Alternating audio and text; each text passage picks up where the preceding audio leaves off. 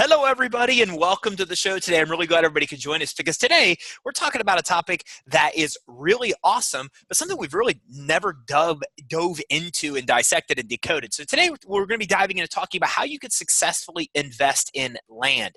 So armed with over $3,000 gut-wrenching fear and absolutely no real estate experience, Mark Podolsky bought his first few parcels of raw land in 2001. Today, Mark is the owner of Frontier Properties, a very reputable and successful land investment company, and has been buying and selling land full-time since 2001. Now, by focusing on working smart, not hard, he's completed over 5,000 land deals with an average ROI of over 300% on cash flips and over 1,000% on the deals he sells with financing terms. So prior to his land investing success, Mark had a high-stress, soulless corporate job and felt trapped in a state of solo-economic dependency. Escaping solo-economic dependency changed Mark's life in so many positive ways that he decided to teach, coach, and mentor others to help them achieve their financial goals. Even though Mark invests a lot of his time helping others, he stays actively involved in running his land investment business and is dedicated to teaching the most current and relevant real-world land investment. And he's going to be the first guy ever to be on a treadmill during our podcast. Mark, thanks for coming in. I'm excited you could join us. Ty, thanks so much. I have to tell you, the treadmill just stopped. So I'm gonna have to stand like a regular schnook. Should we just stop the podcast? How can we even do this when the treadmill's not producing the energy that we need to do it? I know. Let's just wing it. Let's just see how it goes. All right, we'll do this. Hopefully the caffeine's gonna save me. I don't know. You're just like everybody else now. You're just standing there. I mean, I'm disappointed, but that's okay. Maybe another day. I know. It's okay. So listen, let's get right into it, man. I mean, let's just talk about the overview. How does land investing really work? All right, so let's use you as a case study, okay? So I'm gonna walk you through the model. So Ty, where do you live? Tampa, Florida. Tampa, Florida. Beautiful. So I go to a county in Texas, and I see on the tax delinquent list, oh, Ty Crandall, you owe $200 in back taxes on this 20-acre parcel in Texas. Well, you're advertising two things to me. Number one, you have no emotional attachment to that raw land. You live in Tampa, the property's in Texas. And number two, you're distressed in some way because when we don't pay for something, we don't value it in the same way.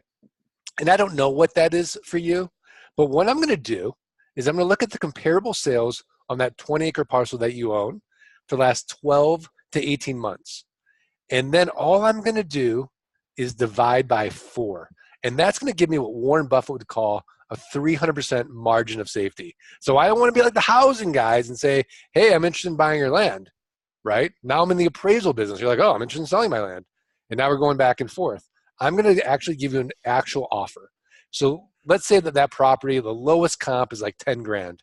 I send you an actual offer for $2,500. Right? Now you accept the offer because you've been getting notices every single month from the county treasurer that says, Ty, don't pay your taxes. You're eventually going to lose this property to a tax deed investor or a tax lien investor. So again, you're in Tampa, you don't care, you accept the offer. Now in reality, 3 to 5% of people accept our quote unquote top dollar offer of 25 cents on the dollar. So now you accept it.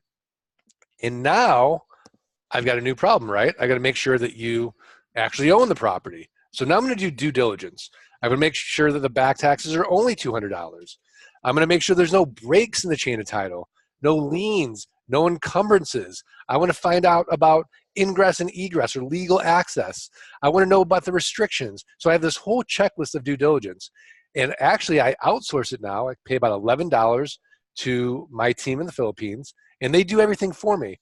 And so I get this report, and then what's even more beautiful is they provide me the plat maps, the GIS maps, the photos, right?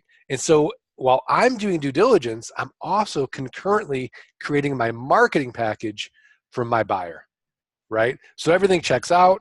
I buy the property from you for $2,500 plus the back taxes, or actually you get $2,300 net, $200 goes to the treasurer. I bought it for $2,500. And now I have a built-in best buyer. I'm going to sell this property 30 days or less for over 10 grand. Do you know who my buyer is? Who? The neighbors. The neighbors. So I'm going to send out my neighbor letter saying, hey, here's your opportunity. Protect your privacy.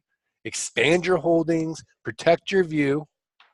And buy Ty's 10-acre parcel, right? Oftentimes the neighbors will buy it. If they pass, I'll go to my buyers list. If my buyers list passes, I'll go to a little website you've probably never heard of called Craigslist. It's the 10th most trafficked website in the United States. Then I'll go to another little website you probably never heard of called Facebook. There's over 1 billion users. Using technology, I'm going to automate over 100 ads and really get my buyer, get my phone ringing on these ads. Then I might go to a site like landmodo.com, landhub.com, landflip.com, landandfarm.com, all the lands, right? These are platforms where people buy and sell raw land.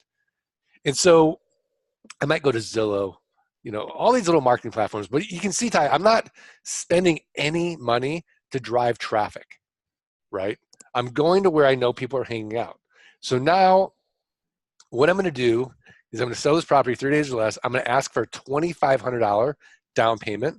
So I want to get my money out on the down payment, or I might I might actually sell the property, right? And then I'm going to make it a car payment. Let's say $449 a month at 9% interest over the next 84 months, right? And so essentially, I've now created a $449 passive income over the next 84 months. And Ty, I've got no renters, no rehabs, no renovations, no rodents.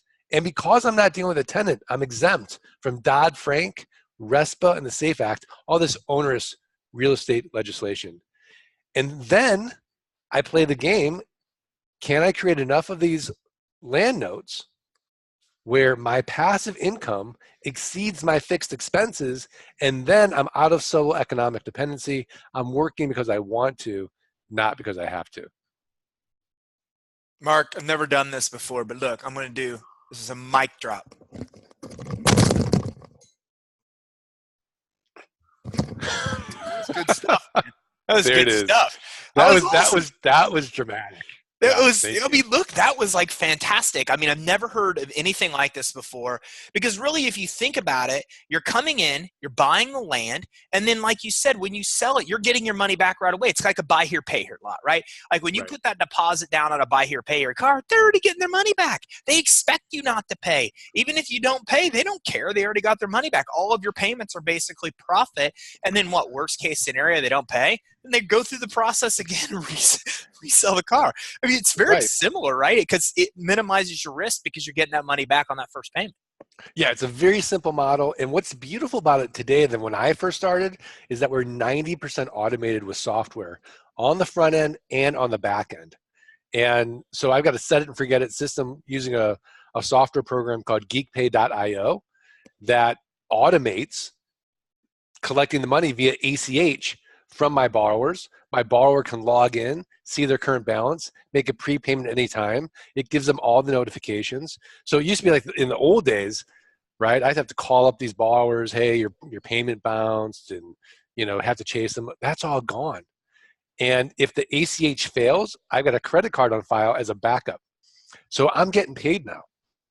And then on the front end, we use a proprietary software system that automates every step of the business. So, my whole motto in life is I can always make more money, but I can't get more time. So anything to save me time, I'll do.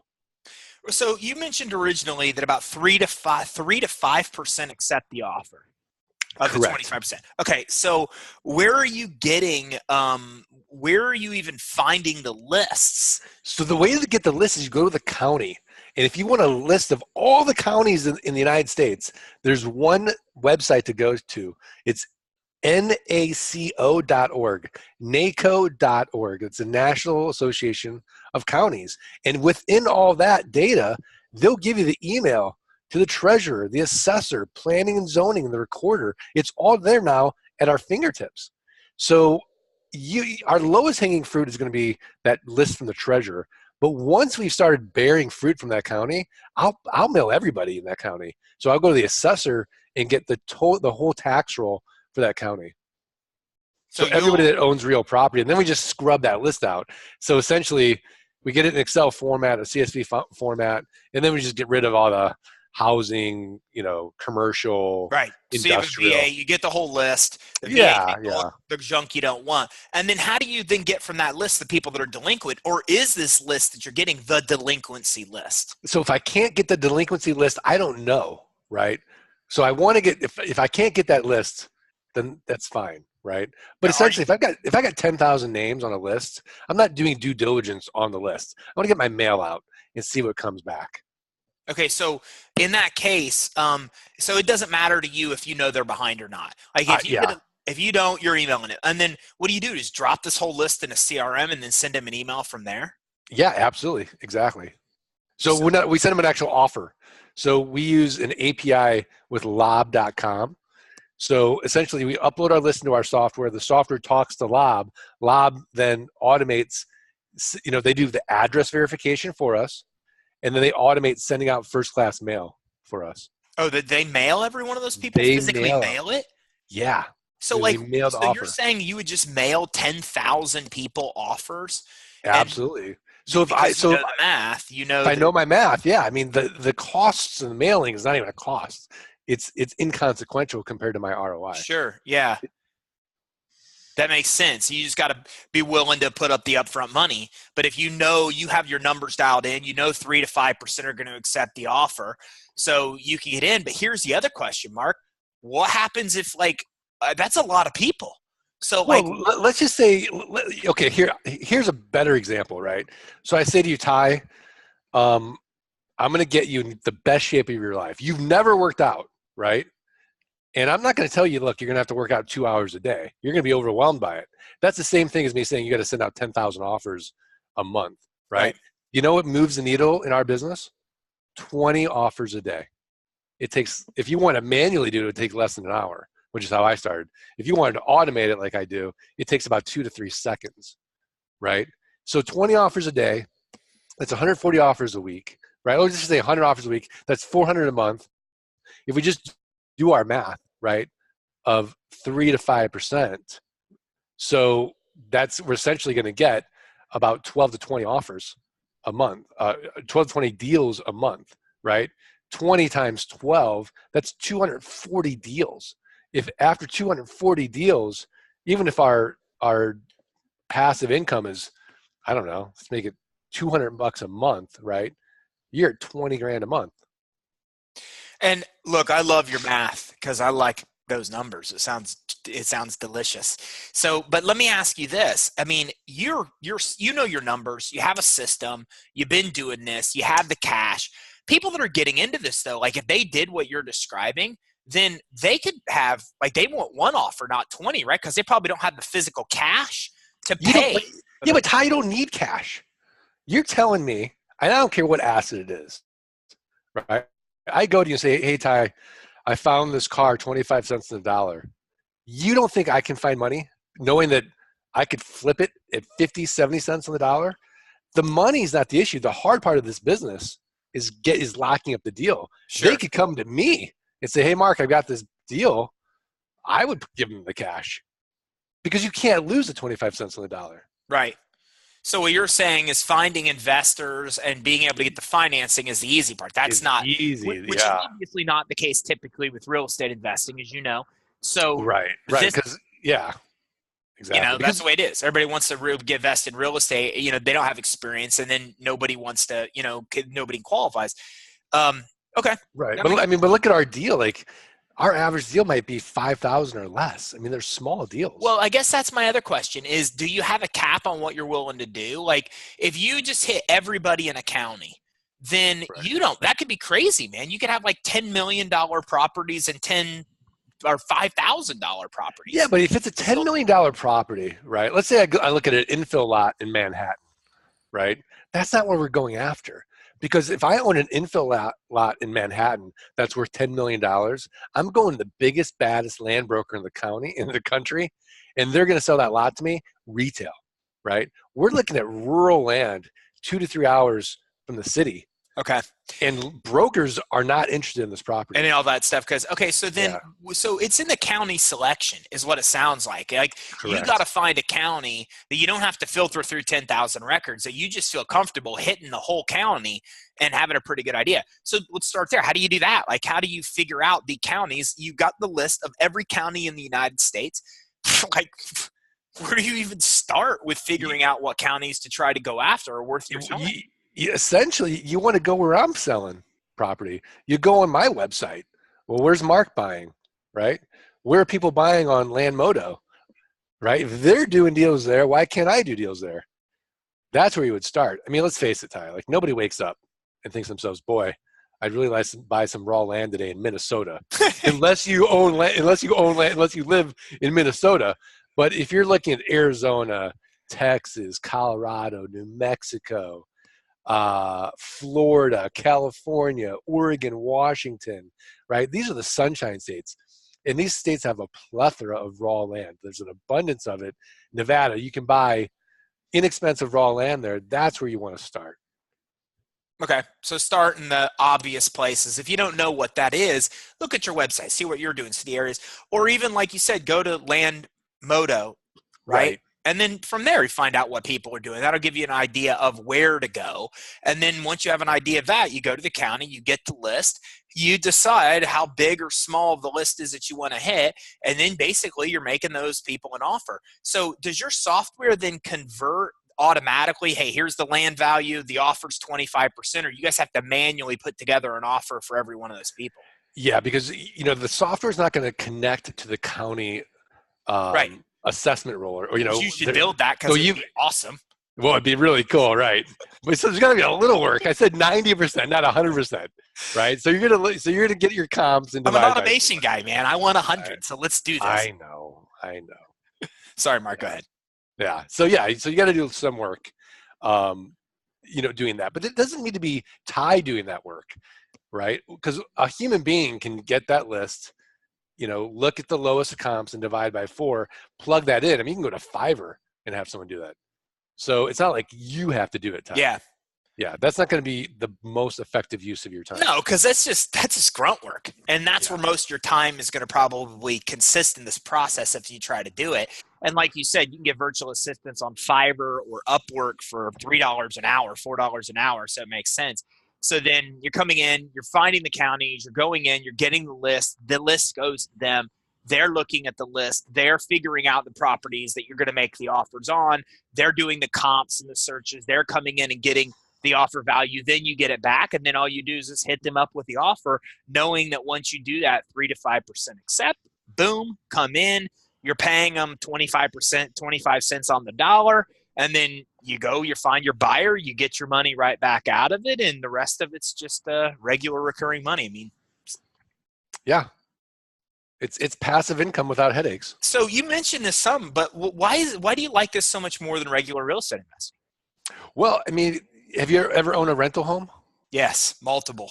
All right. So what was the headache with a rental home? Renters. Okay, right. Renters. So no renters, right? No one's calling me at 3 a.m. complaining about their dirt, right? Nothing to maintain, nothing to protect. They can't steal the land, right? So, that's a huge headache that's gone. The renovation aspect of it, I don't have to worry about renovations. Oh, I don't like these drapes. I don't like these countertops. They're out of fashion or whatever it is. I have to constantly keep updating the raw land, and staying up with the market, essentially. No rehabbing. Right. I'm not competing. I'm not having to deal with, any kind of surprise, asbestos or mold issues, foundation issues that might come up on a, property report. I mean, this is just a very simple model. Our due diligence is very simple. And you can even go, like, let's say you're worried about environmental issues. You go to EPA.gov, make sure you're not buying a Superfund site. So it's a very, very simple process, and it takes no capital. Right? I mean, I'd say no capital, very little capital. I mean, I had a client, Paul Mendel, I mean, literally no money, right? He had enough money to send out his mailings. So he ties up this property in upstate New York. He tells the seller, "Hey, look, it's going to take me 90 days to do due diligence. We're going to close in 90 days." Well, it takes like 2 days to do due diligence. So what he was essentially doing was extending out that time in the seller's mind. Okay, we're going to close in 90 days. He just started sending out neighbor letters. So the neighbor raises his hand and says, "Oh, I want to buy that property." He gets the payment from the seller first, pays off his seller, does a dual close. He gets an infinite ROI, no money out of his own pocket, and I think he made over 10 grand. That's So brilliant. yeah, so you don't need money. You don't, like you don't need great credit, right? You're not going to a bank and having to borrow money. Well, this is brilliant so many ways because I used to own a mortgage company, so I know you don't get financing on land, right? Nobody wants Right. to finance land, but what's brilliant about what you're saying is that you're self-financing the land. So because when I think about this, I'm like, I've always ruled out land always as an investment because I'm like, dude, nobody has the cash to buy land. No, you can't get financing. Nobody's going to do cash, like you said, on a property you don't even care about. So Right. this like fixes everything. It's so brilliant because you're self-financing and that is the recurring money and you lose nothing because their down payment covered your costs. So like literally, even if they default, you're in a better position. And it's not like you'd have to do anything. They default. It's not like you have to kick somebody out and clean up the property or anything. You just turn around and sell the thing again. Yeah, I mean, exactly. So if we use land contracts as opposed to a deed of trust, a deed of trust, there's a foreclosure process. So a land contract, that property stays in my name until they pay off their promissory note. So if they do default, that's fine. I keep all their money, keep their down payment, all their monthly payments. I resell it, and that's it. No one gets hurt. So defaults don't bother me. And in a good economy like we have right now, there's about a 4% default rate. In a recession, you're going to look at about a 10% default rate. 2010, right? We had a 40% default rate. Wow. On Yeah, land? on land. Well, yeah, because I had Well, my borrowers were calling me and say, "Hey, Mark, it's between groceries or buying this sure. land. I'm choosing groceries." Like they didn't have a job. So did So, you work? Well, did you work with them, or did you just have a oh bunch yeah, of I tried to tried with as a much lot. as you could? Yeah, Yes. I try to lower the monthly. I tried to defer, but for a lot of people, It didn't matter. it didn't matter. And Yeah. then it took about 2 years to recover and get all that property back working productively. So, do you ever work with real estate agents at all to help you sell the property or to help you find properties? No, because if you're a real estate agent, right, you want to sell a house that's 100 to a million, 100,000, $1 million. They're not going to be interested in a $20,000 piece of raw land. What are they going to make? It's not worth their time. How about comps? Where are you going to get comps done? Like, do you just Zell? I mean, is there a website that you use to No, get? I mean that's why this land niche is so phenomenal and so frustrating is that it's an inefficient market. It's literally one of the few things now where it's literally the value is what a buyer and a seller agree to. The comps could be all over the place. You kind of make the market. So, So but you guys are looking for comps to give them 25% of what's there. yeah, So, I what want do to you? know in the last 12 to 18 months just so I have some valuation. But when I go to sell, it's I'm looking at time value of money. That's why I make over 1,000% ROI on a land note because if I'm going to go out 10 years, I'm going to speculate that in 10 years that property is going to be worth that amount or maybe or 80% of that amount. So when you do that, um, and you go out that 10 years for, well, I mean, I guess what I'm saying is that in houses, it comes down to age and size, right? That's what ultimately determines the value, pretty much those two factors. So with land, it's size, obviously. And so is that what you're doing? You're saying, look, I got a 5-acre parcel here in where I am, Pasco County. So let me find some other 5-acre parcels in Pasco County or somewhat close to that property. And then you're just averaging those out basically over the last 12 months. I mean, is that how you're really coming up with the value? Yeah, absolutely. So what have those 5 acres sold for in the last 12 to 18 months? They might be all over the place, right? I'm going to take that lowest comp and divide by 4 and set up my offers. Okay. Makes sense. And then when you're sending those offers, Are you coming in and actually charging the person you're selling to the retail price? Absolutely. Yeah. Absolutely. So you're Or below retail, but depending there's on what. tons of room for negotiation. So you hit them at 10 grand. They go, look, dude, I'm not going to do 10. I'll do 9. But realistically, there's no reason to because they're financing it all anyways. And you're probably giving them a low interest rate. Yeah. I mean, Ty, what they want to know is, can I afford the monthly payment? They could care less if the total price was 20,000, 50,000. Yeah. They want to know, Sure. It's can I afford the monthly? affordability. Makes sense. Yeah. So then how long are the terms are you doing? Like how long do you Well, it wait? depends on the property. I've gone out as long as, I mean, for me, the average is probably about 8 years. But I've got some notes at 15 years. I've got some notes at 30 years. I've got some notes at 3 years. So it depends on the value. Depends on the value. And it depends on the borrower. Some borrowers want to put, 50% down and have a shorter term. So do you work with them and ask them the term that they want or find out affordability? Absolutely. So you're I just mean, saying, I usually start off at around a car payment. And if I need to negotiate, from there I will. so you just figured out the term equivalent to like a car payment, hit them up and go, your payment would be X for X amount of years. And if they're like, oh, no, that won't work, then you just extend the term out, maybe even raise the interest a little. And then Exactly. is finding the buyers pretty hard to do? No. There is a lust for land in this country. No. I mean, I've been doing this full time since 2001. Guess how many pieces of property I've been stuck with? How many? 0. None. They all sell. So what's the longest time it took you to sell a property and the shortest? The longest time it ever took me to sell property is probably 120 days. Wow. That's amazing. The shortest was, a few minutes because I would just pick up the phone and say, hey, you ready? They're like, yeah. I'm like, okay. And that's it. So how long does it typically take to do a whole deal, to close the deal? I want to sell, like start to finish. Yeah, as far as like the whole cycle. How long does it take from when, no, let me clarify. How long does it take from when somebody accepts the offer to actually close the deal? So we try to close in 7 days. So get our due diligence done, and then we want to close fast. Yeah, you don't want them to think about it. Right. Right. Or just, that's one of the values of working with us is that, hey, we close fast. So yeah, you're not getting top dollar, but you're getting your money fast. So what are mistakes you've made early in the process that you've probably now forgotten that you think other people that get into this probably are going to make? Well, I mean, the biggest mistake I made was not having a mentor in the beginning.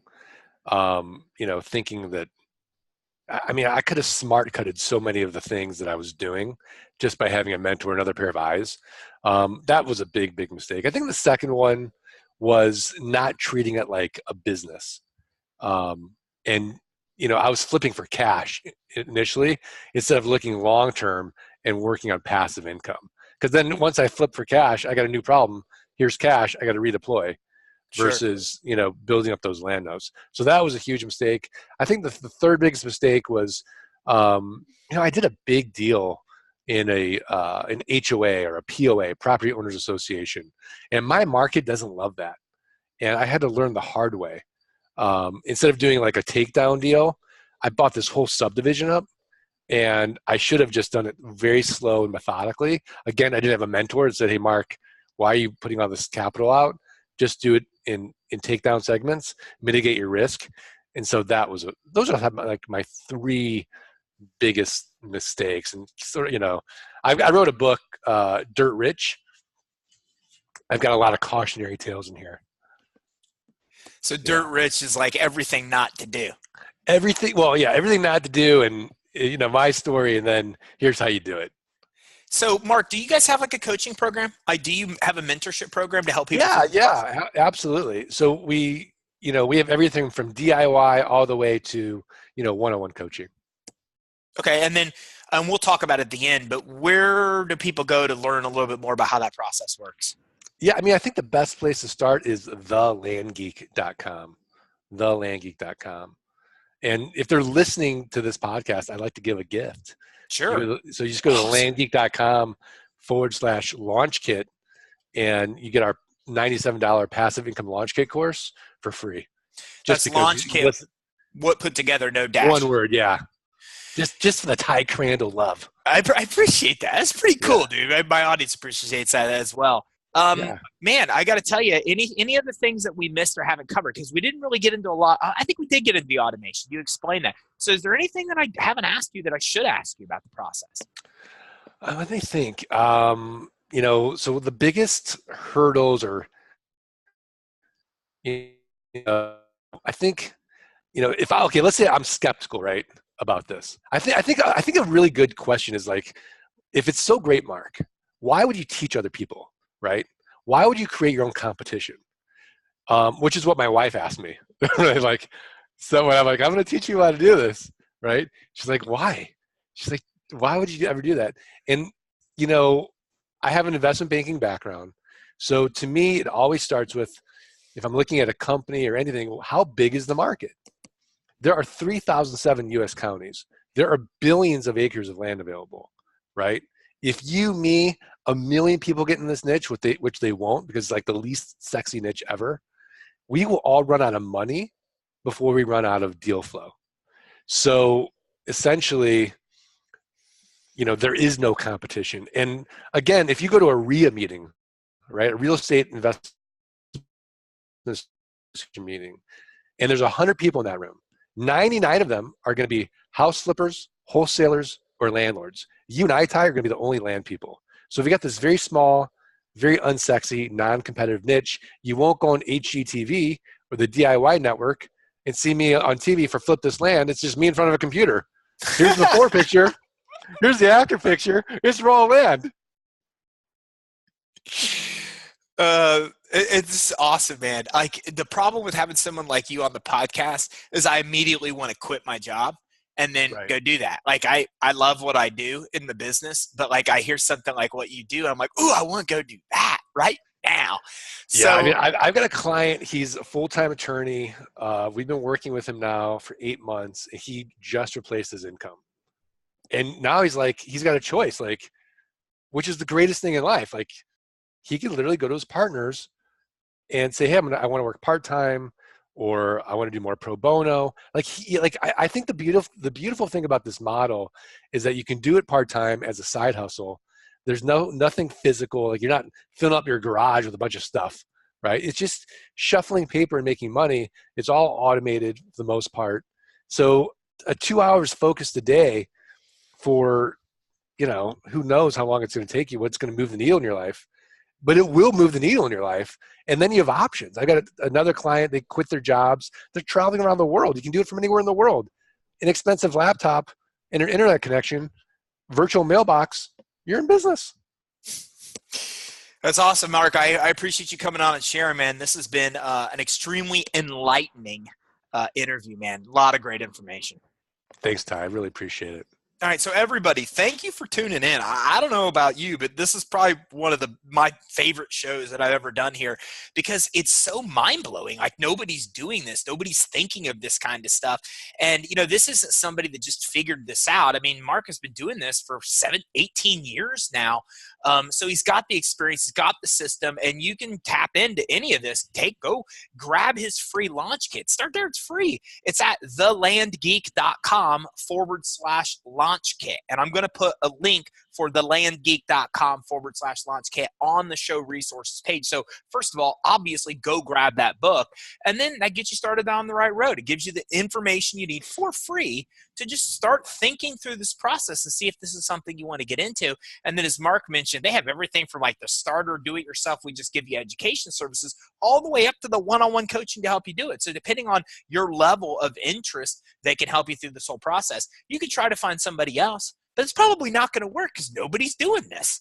So make sure that you go to thelandgeek.com/launch kit, grab this free launch kit. It's step number 1, and learn the basics and everything you need to know about land investing. So again, that link is thelandgeek.com/launch kit. Thank you so much, everybody, for tuning in. Have a great day.